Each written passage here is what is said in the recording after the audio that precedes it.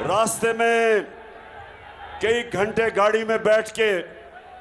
क्योंकि जहाज में आ नहीं सका तो गाड़ी से आ रहा था, तो मैं शाह महमूद कुरैशी को कह रहा था कि एक दफा अभी 2 महीने पहले गुजरांवाला ने ये पूरा स्टेडियम भर दिया था, तो शायद इस बारी गुजरांवाला ये स्टेडियम ना भर सके। तो इसलिए आज आप सबको देख के मैं आज खास आपको सलाम भी करता हूं, आपका शुक्रिया अदा करता हूं। अच्छा, अब आईएसएफ,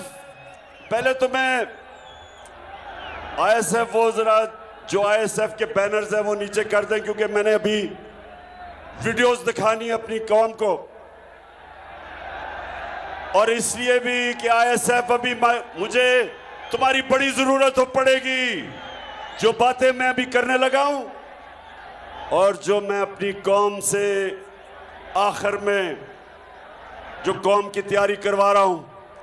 मुझे इस कौम के नौजवानों की बहुत जरूरत पड़ेगी हकीकी आजादी के लिए। तो ये बैनर बंद कर दो ताकि लोग पीछे से देख सकें, क्योंकि मैंने तुम्हें देख लिया आईएसएफ। अच्छा जी, गुजरांवाला